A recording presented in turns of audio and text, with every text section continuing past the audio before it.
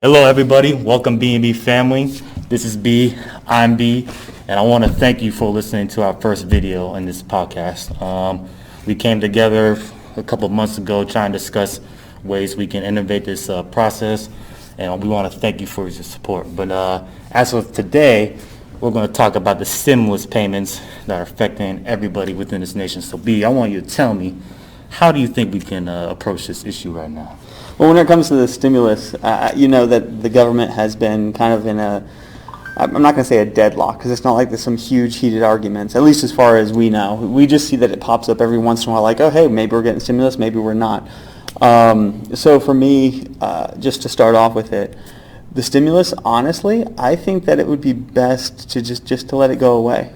I agree. I actually do agree with that. Yeah. Because at this point we've gone for so many months. If the stimulus hasn't already helped you out, or caused so much trouble, then another stimulus is just going to dig us into a deeper hole. And you know, as everybody says, right? You can dig this bigger hole. It's just much more that you have to dig out of it stuff. So that's kind of my initial thoughts of it. So you can go with what you're thinking then as well. If you align, then you know. Yeah, I agree with you, but we could always touch up on some stuff, like especially with the stimulus that came out. Help me out, like March. It came out in March, April timeframe was the initial stimulus. $1,600. It was $1,600, and then I believe $500 per child that you had. Yeah, so some people got away a little bit better than others. I'm not going to say if those people needed it or not. To me, I know that obviously having children makes a bigger impact on your income and stuff. You know, usually your larger vehicles, larger house for the most part, not every time. Obviously spending more money on food and groceries. So yeah, it does make an impact. I'm not sure if it's a $500 impact per child per month, but it definitely is something that just offset it. But again, I mean, this kind of goes back to us even talking initially that, hey, we don't believe that, as far as we're tracking, we don't believe that we don't need another one. And that also goes back to not just the government, but also the people, right? So the government doesn't need to be putting us in further debt. We don't need ourselves to be relying on the government more so, especially now. I mean, we've gone through this stuff. And I mean, heck, even right now, I mean, here we are wearing our masks and stuff. In the end, it actually might not be a bad idea just to keep wearing these things. I kind of like the idea of just being a little like, oh, hey, what do these guys look like? But you know, we got to learn to get off our ass and get back to work is the way I kind of look at it. And I shouldn't have said that. But, it's all good. It's all good. But we need to learn to get off our butts and get back to work. And another stimulus just keeps people at home, just like I believe procrastinating. Exactly, and we're just kicking this can down the road as well. The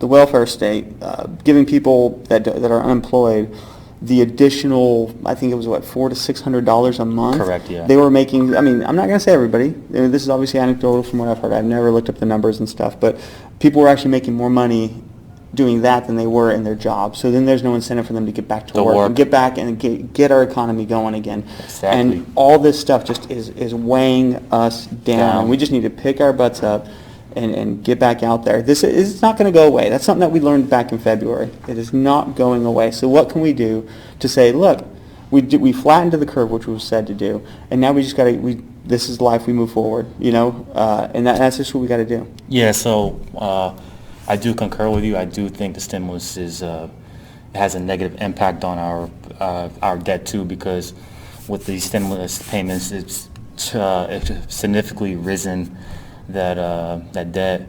And also too, I think ways that we could fix it is, I mean, honestly, unfortunately, it's the way we're going to have to do it. Even with COVID-19, we're going to have to start opening up these businesses again, so therefore people can, you know, allot their money to all kinds of, you know, different real estate stores or anything that's heavily affected through COVID-19. Well, the only businesses I would say that I would keep on the low though are, of course, like the ones that you're mainly in contact with, like, you know, clubs, like some bars that are not really just for drinking and stuff. It's a lot of dancing, you know, like choreography, mixing in with it. So because we have, at the same time, you can work while sick being virtually, but at the same time you're going to compromise your health in more of a long-term game, it'll just fall out for you if you're able not to recover. I think it's been unfortunate that this virus has affected us too and the world around it, but we need to learn how to focus on, like you said, focus on getting out there again, not procrastinating, not being complacent with the money, because too with the stimulus checks, a lot of people focused on, buying the wrong things instead of their needs. So they kept buying like the wants, electronics, all these goods that they don't even need. But instead of not providing that rent or the food or the necessities for their families.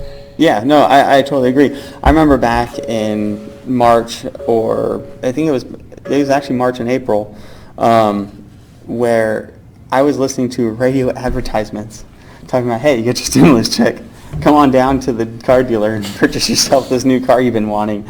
And it's funny because that's what happened to a lot of these stimulus checks is, hey, I got some excess money, got to get it thrown into it. And the funny thing is taxpayers, we know that our taxes, that's our taxes that we're just out there blowing. But at the same time, since it's not like you don't see your money just leaving your hand, we like to forget about that. And so we really need to start, we should really start paying attention to our debt a lot more as a country. Exactly. And I think that we should probably, not to go on to a different subject, and this is just for a quick tidbit as to what, we should probably look at some politicians that are probably going to be a little bit more savvy with our money, because we vote for politicians that look at what can I bring to my state, right? Yeah. And that's kind of like what the stimulus is. What can I do to help my constituents out? And they don't look at like, oh shoot, this is money that's being thrown away. I'm actually throwing this money away from my constituents. They're like, oh well, I'm going to bring them a bridge. I'm going to bring them, health care, and I'm going to bring them whatever it is. Maybe I'm going to bring them a new monument or something. And it's all money, and it's all being thrown away in one form or another. It's still being thrown away, and we know that it's just difficult for the government to do that in a very effective manner as well. So to me, it should be done away with. But to caveat from that, let's talk about if it does go through. The stimulus? If the stimulus goes through and stuff, what are you looking at then that could make it the best possible way. situation to where maybe it's not screwing us over, or if it's going to do something, what can it do to actually be beneficial where people are not just blowing it on new cars or anything? So I was reading an article. I forgot this entrepreneur's name, but what he thinks we should do, instead of giving these large sums of cash to people who just constantly just spending on their wants, he proposes we should have a stimulus amount of $400. Total? So it's not going to be total. It's going to be like more like period of duration. So like if 400 within this time frame, 400 within the next time frame, and 400 in the next time frame. So therefore, they will have to use that money, because remember, $400 is not a lot compared to $1,600. So you have to be really thrifty with your money. So they're going to use that to pay their bills, and it forces people to pay their bills too instead of buying the want. So I think that's a good idea. But at the same time, I'm keeping my options open with other things. If another stimulus does come, honestly, I think the 400 will be the best solution in my proposal. Now, this is just something I was thinking about, because it's, by no means is this tested by any means, but what if we did kind of like so that we don't, not including the debt, make it into kind of like a loan system. It's something I've actually thought about for just welfare in general, is more of a loan system, right? Let's just say that we broke this up, even if with your $400 over 3 months. If you need the money, you sign up for it. After you sign up for it, the government will issue your $400, every month, or even if it happens to be a lump sum, it's the $1,600 or $1,200, boom, right then and there in your pocket. In that is a contract that it's going to get paid back. Maybe your taxes go up a little bit, so it goes back to the government in the end. But then, therefore, the people that need it sign up for it, and they're going to get it. The people that don't need it, they're like, "Whoa, I'm going to have to pay this back. I don't think I'm going to take this money out." So that's just kind of my initial thoughts about ways we can Play the maybe curve. mitigate it while still maybe helping those people out. Because again, we both agree that we shouldn't do it in general, and this discussion is what's maybe the best Best idea that solution. we can do with the solution that we're not looking for still happening. Another question though, so this loan, will it be interest-free, or as if it's like, say, like, you know how loans are So, mostly interest? yes, so the thing is, the government, hey guys, we're back, sorry, we just had a quick interruption that we had to just quickly take care of. But yes, whenever it comes down to that, it would be an interest-free loan. If anything, it'd be a very low-interest loan, maybe just to keep a little under inflation. Because what you don't want to do is people sign up for it. People that know how to do the system, they sign up for it, and it's an interest-free loan, which means they're going to actually make money giving it back. So obviously, it's not like I'm hashing out all the details and kind of running with it as it goes, but yeah, a very low-interest loan or a no-interest loan, because these people are still, I mean, you're giving it to people that are in need, so you're going to want to make sure that you're not screwing them over either. And that's what I think would help out. And plus, if it's not a lot of money, you're not going to lose as much, rather than everybody. Just like whenever we're doing the stimulus for the businesses, right? The business had to sign up for it. It's not just, hey, everybody's going to get it. And if it's given back, then people are going to say, I don't need it. I don't want $1,200, rather than say like, oh, hey, you're making a good bit of money. You're taking care of yourself. Here's money that you might not want.